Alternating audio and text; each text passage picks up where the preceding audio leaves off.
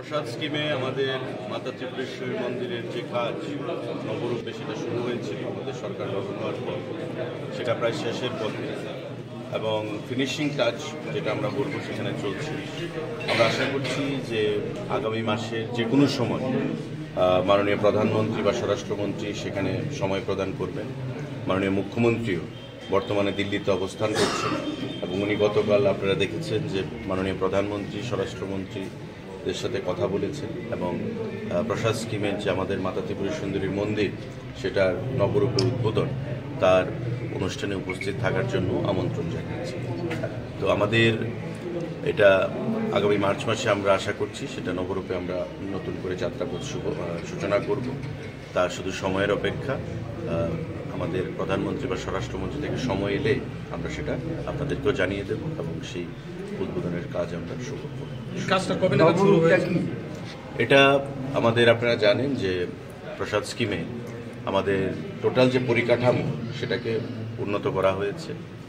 প্রতিটা ক্ষেত্রে যেটা বিগত দিনে অ্যাবসেন্ট ছিল বা ছিল না, নতুন করে সেটা আমরা তৈরি করার চেষ্টা করেছি। এটা স্টল বলুন, ব্যবসায়ীদের সুবিধার্থে, মায়ের পূজা অর্চনা বলুন, প্রসাদ বলুন, প্রতিটা ক্ষেত্রে এটা প্রায় কেন্দ্রীয় সরকার আমাদেরকে 38 কোটি টাকা সেখানে প্রদান করেছে এবং তার বাইরেও রাজ্য সরকার থেকে আমরা প্রায় 7 কোটি টাকার মতো প্রদান করেছি।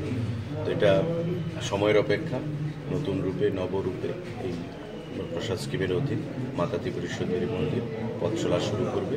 আমরা তার জন্য সবাই অধীন আগ্রহ। কাজ কি শেষ?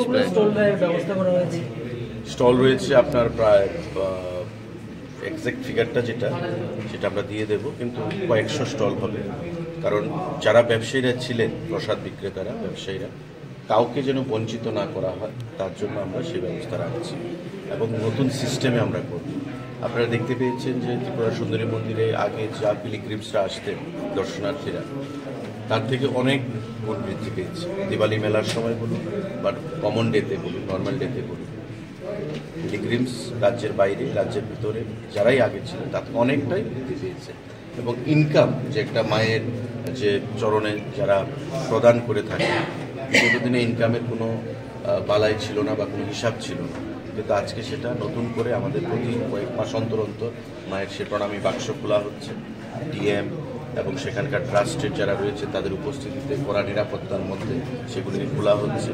গয়না অলংকার যে জিনিসগুলো আগে মানুষ প্রদান করত সেগুলো কোনো হিসাব থাকতো, কিন্তু বর্তমানে তার নতুন হিসাব সমস্ত কিছু ট্রাস্টের অধীন যাচ্ছে এবং এটা নবরূপে আমরা এই যাত্রা আমাদের শুভ হবে, মানে সূচনা হবে, সেটাই আমরা আশা রাখছি।